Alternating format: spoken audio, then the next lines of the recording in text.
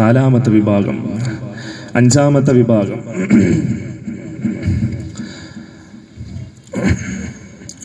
മുആദ് റളിയല്ലാഹു തആല അൻഹു ഈ വിഭാഗം കേട്ടപ്പോൾ ചിരിക്കുകയല്ല ചെയ്തത്, കരഞ്ഞുകൊണ്ടാ ചോദിക്കുന്നത്, യാ റസൂലല്ലാഹ്,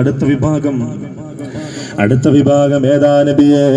മുആദ് റളിയല്ലാഹു തആല അൻഹു അല്ലാഹുവിന്റെ റസൂലിനോട് ചോദിക്കുന്നു, യാ റസൂലല്ലാഹ്, അഞ്ചാമത്തെ വിഭാഗം ഏതാ നബിയേ?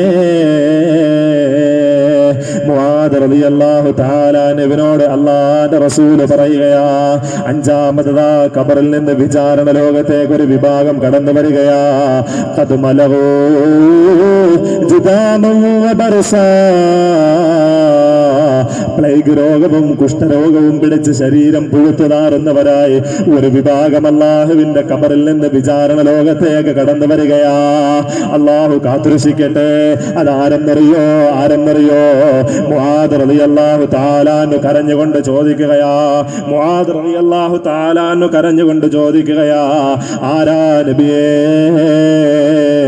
അല്ലാഹുവിന്റെ റസൂൽ പറയുന്നു, അസത്യത്തിന്റെ ലാഞ്ചന ആദരങ്ങളിൽ നിന്ന് തമാശയ്ക്ക് പോലും നിർഗളിച്ചിട്ടില്ലാത്ത ലോകത്തിന്റെ നേതാവ് നബി മുഹമ്മദ് മുസ്തഫ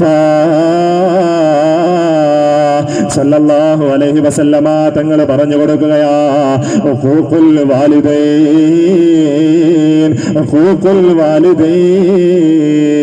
അവർ മാതാപിതാക്കളെ ഉപദ്രവിച്ചവരാണ്, മാതാപിതാക്കളെ വിഷമിപ്പിച്ചവരാ, മാതാപിതാക്കളെ സങ്കടപ്പെടുത്തിയവരാ.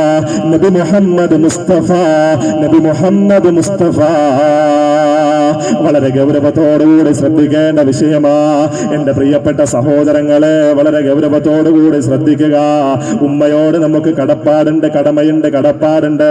അത് മറന്നു പോകാൻ പാടില്ല. എന്റെ പ്രിയപ്പെട്ട സഹോദരങ്ങളെ, ഉമ്മയെന്ന് പറയുന്നത് തട്ടിക്കളിക്കാനുള്ള പന്തല്ല.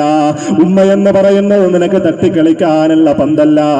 എന്റെ പ്രിയപ്പെട്ട സഹോദരങ്ങളെ, ഉമ്മയോട് നമ്മൾ നല്ല നിലയിലാണ് സഹവസിക്കുന്നതെങ്കിൽ അല്ലാഹുവിന്റെ റസൂല് പറഞ്ഞ വാക്കെന്താ? ഹുമാ ജന്നതുക വനാറുക, അവർ രണ്ടുപേരും നിങ്ങളുടെ സ്വർഗമാണ്, നരകമാണ്. അവരോട് നല്ല നിലയിലാണ് നീ സഹവസിക്കുന്നതെങ്കിൽ, അവരെ നല്ല നിലയിലാണ് നീ നോക്കുന്നതെങ്കിൽ, അല്ലാഹുവിന്റെ അത്ഭുതങ്ങളുടെ മഹാ അത്ഭുതമായ സ്വർഗം നിനക്കുറപ്പാണ്.